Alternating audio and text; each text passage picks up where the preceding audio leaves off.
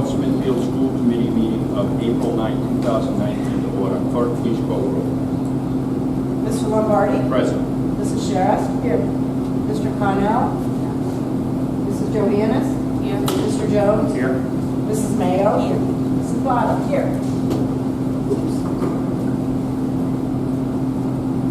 Okay, we have a quorum.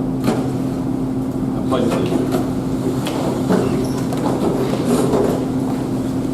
I pledge allegiance to the flag of the United States of America and to the republic for which it stands, one nation, under God, indivisible, with liberty and justice for all.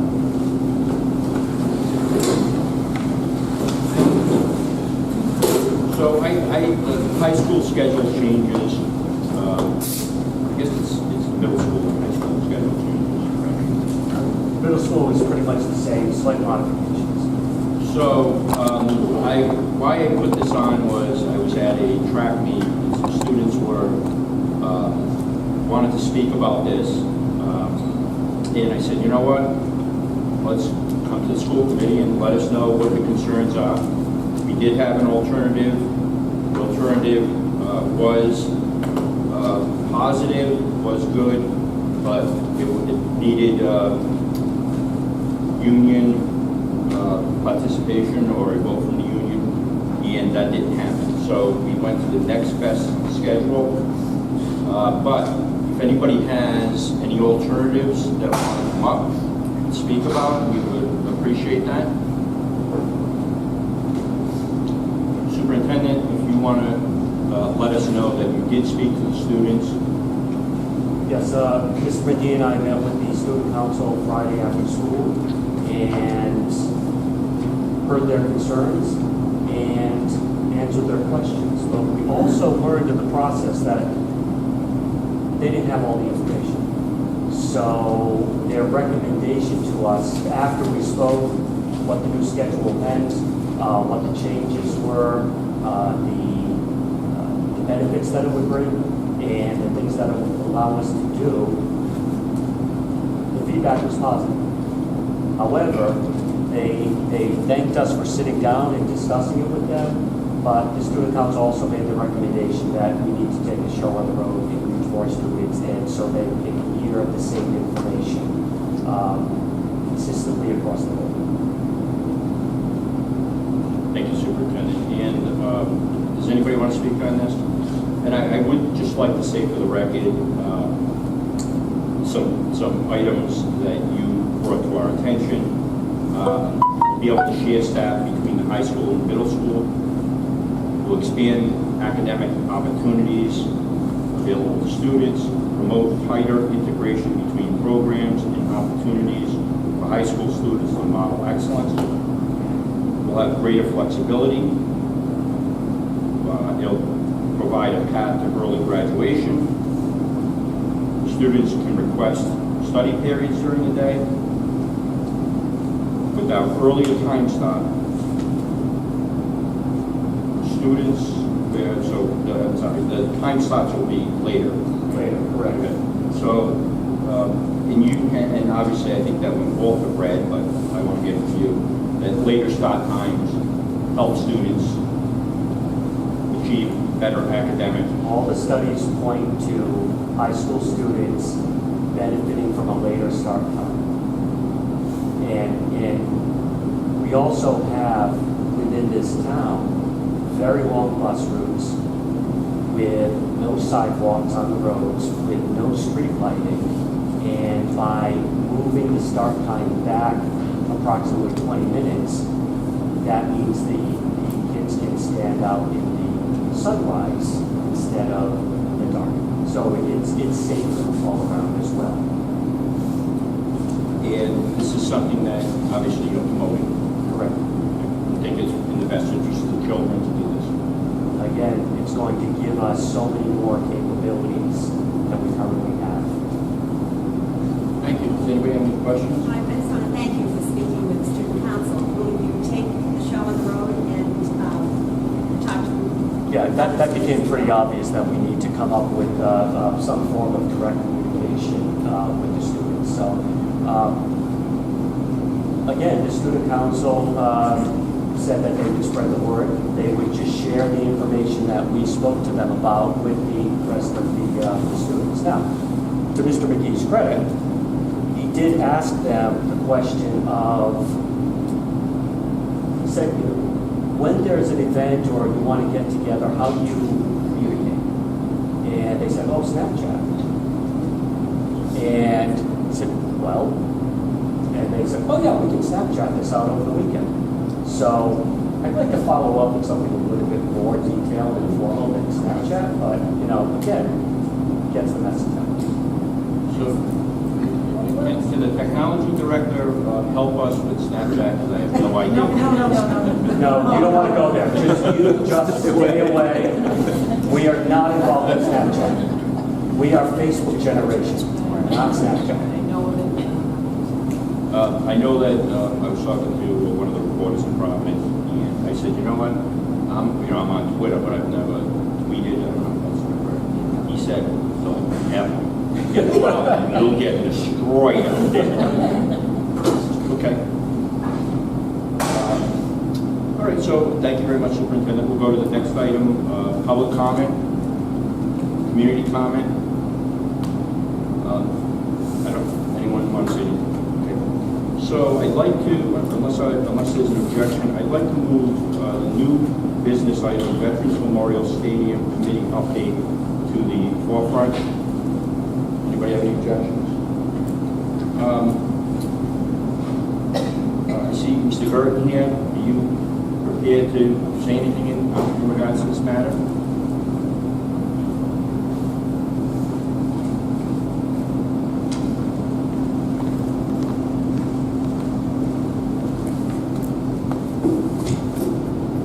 Is this working?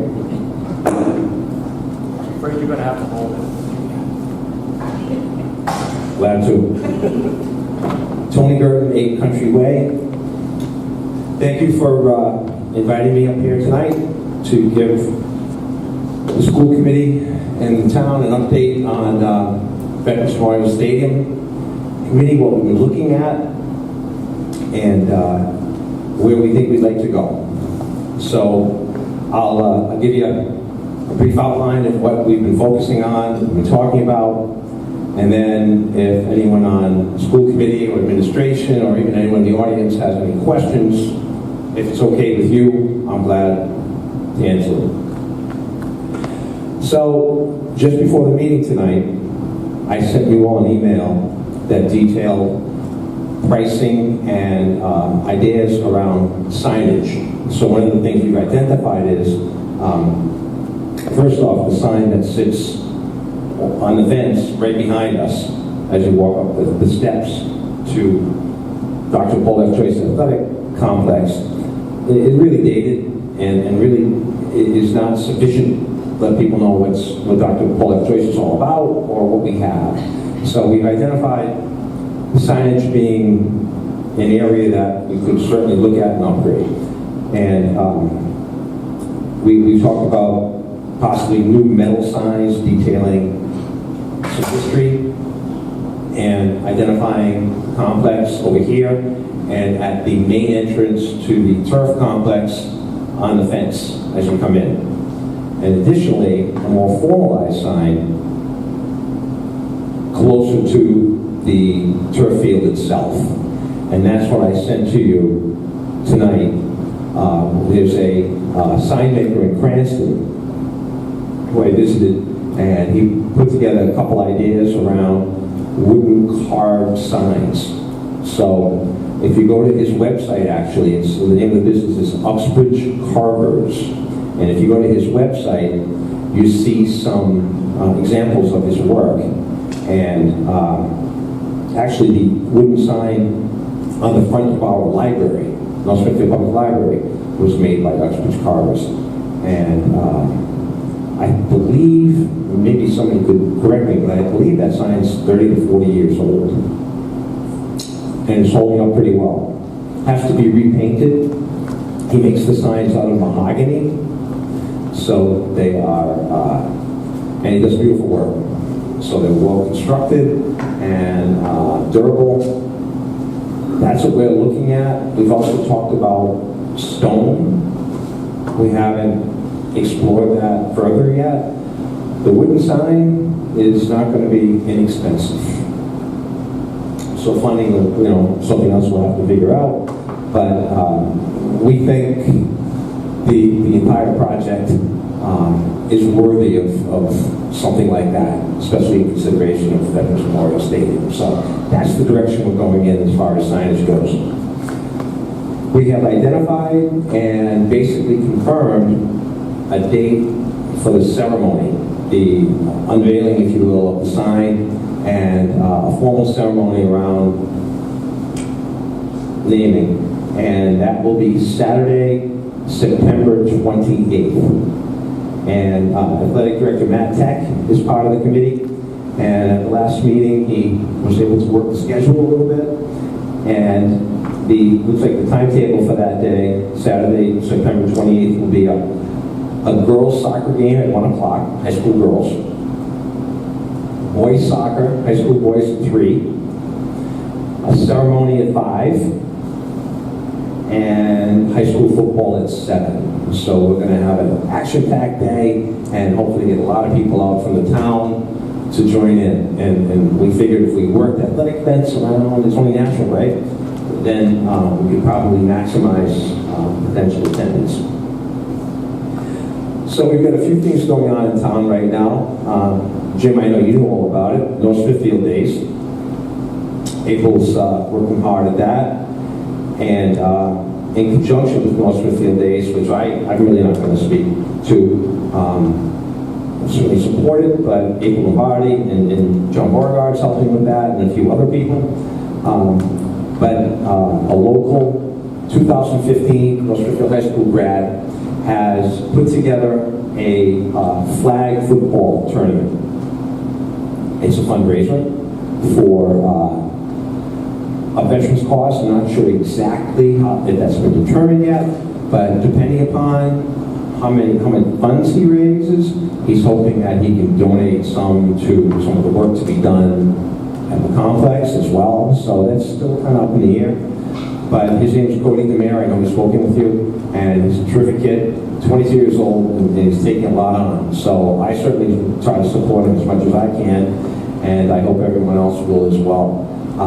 So the flag football tournament has been attached, if you will, to the North Smithfield Days weekend of events, and that will be July 13th. Cody has secured insurance, I believe, and that's going to be squared away very shortly. The flag football tournament the timing hopefully will work so that the flag football tournament will finish, and the townwide fireworks, which John Beauregard was instrumental in starting last year, will come back this year on the same date, July 13th. So that'll be the culmination, if you will, of the North Smithfield Days fireworks and the end of the flag football tournament. And I'm working on trying to get some food trucks up here that same night, and maybe we can work some fundraising as well into that event. So hopefully that's all going to come together.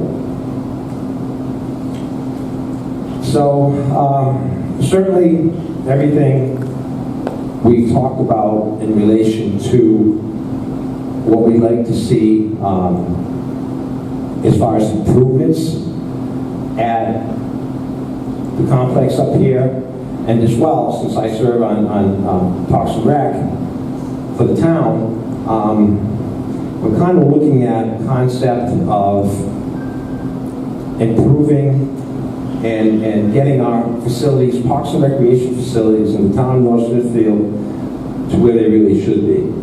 And I personally believe, and I know there are a lot of other people in this room who agree, because I've spoken to a lot of you, that the way we get this done is to put forth a bond. So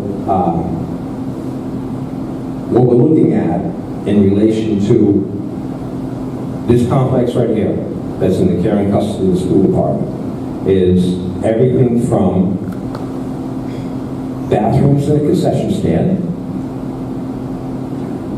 the The turf carpet, if you will, itself is now 10 years old. Believe it or not, after 10 years, it's already outlived the average life of a carpet. And the use it gets is why it went in the first place, to enable that to get constant use, if you will. So 8 to 10 years is the average on that. We'll probably go a little further than that, that's good. But that's how we have to think going forward, I think, as a town for a lifespan on that. So that's going to have to be upgraded as well, replaced. I know the track could use some repairs, the track itself. Then we've talked about, Jim, I know you explored throwing cages for track and field. So we have the ability to have hammer throw, shot put, javelin. I mean, we have a track and field program now, but we don't have the ability to hold all the events we'd like to hold because we don't have the infrastructure, the facilities for it, and we can't really host events. We could, I mean, if we had that and we had bathrooms and concession stand, we could actually host large-scale track and field events at that complex and raise some revenue. So it really could. It's not being utilized to the utmost of its ability. Mr. Gert. And then, go ahead. And we would save on busing, transportation to go to other schools. We have home needs here. That's right.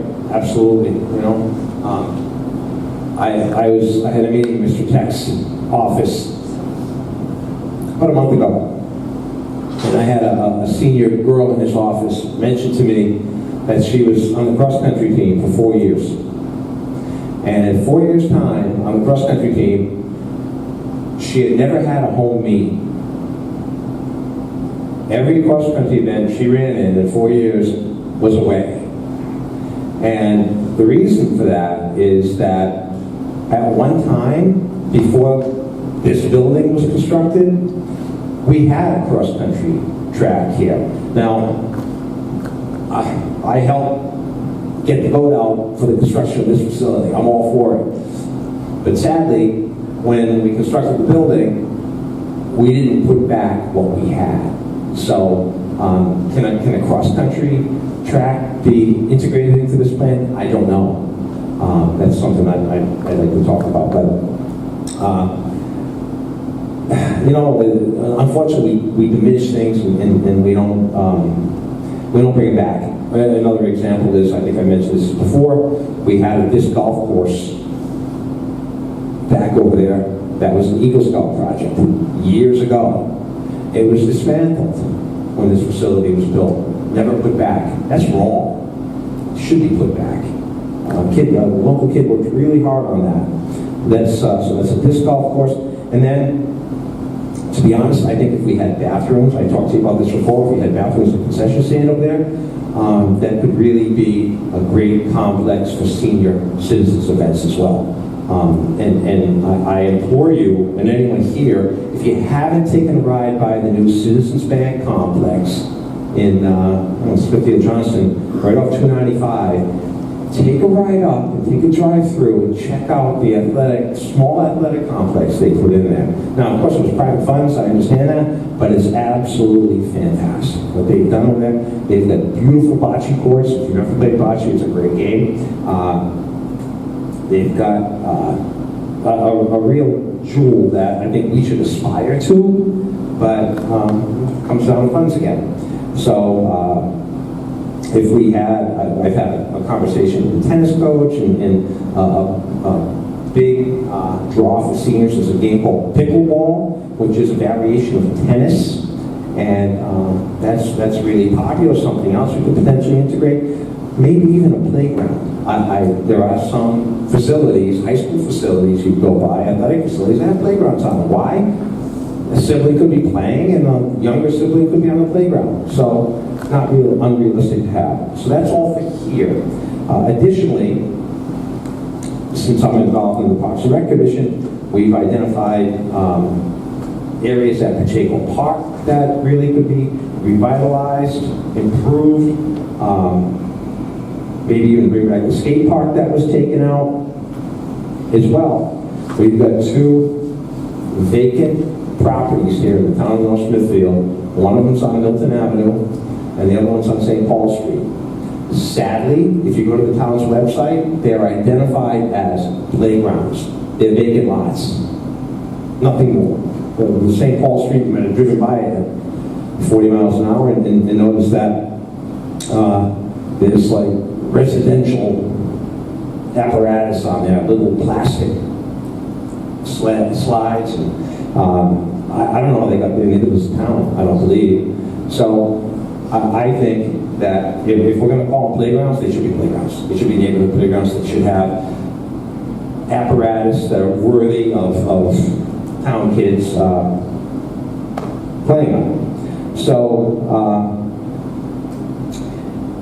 everything around this certainly is going to cost some money. And personally, I'm done considering band-aiding things. We've for too long, put a little bit of money into things and never quite got it right. Well, I believe this is the time to get it right, to do it right. So that's what we're talking about in relation to the Veterans Memorial Stadium Committee and as well Parks and Rec. So if that can proceed, progress, then I believe we can put it all together and really propose something the town can be proud of and aspire to. So, any questions?